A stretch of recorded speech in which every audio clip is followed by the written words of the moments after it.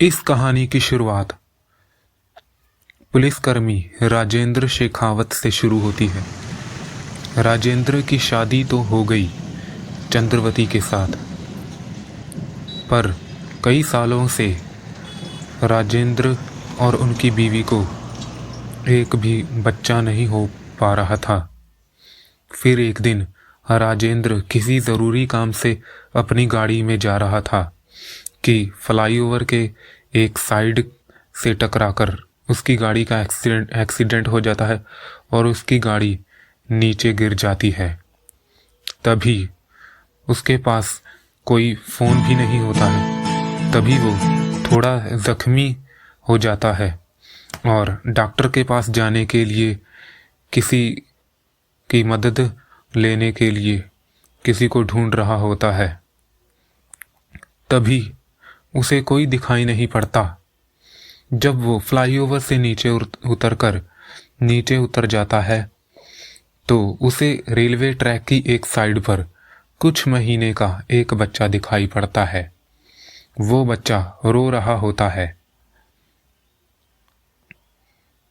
वो आसपास देखता है पर बच्चे के पास कोई नहीं होता।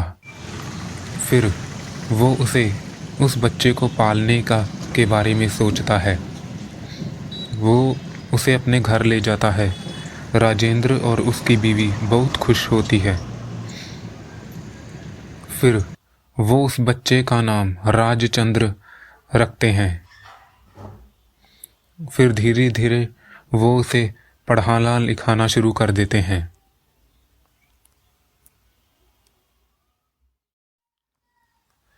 आप सुन रहे हैं I want to be a prime minister. हमारा देश 136 करोड़ की आबादी वाला ये देश, यहाँ पर हर एक इंसान के मन में यह ख्याल ज़रूर आता है कि अगर मैं प्रधानमंत्री होता तो मैं ये करता। उसके मन में भी ये ख्याल आया। वो कौन है? एक मामूली सा स्कूल में पढ़ने वाला 10 साल का बच्चा, जिसने ऐसे काम किए कि सबने उसे सलाम किया।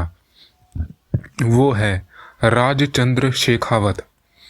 आज हमारे देश में कई समस्याएं हैं, जैसे भ्रष्टाचार, गरीबी, आतंकवाद, बेरोजगारी, बलात्कार, घोटाले और जातिवाद।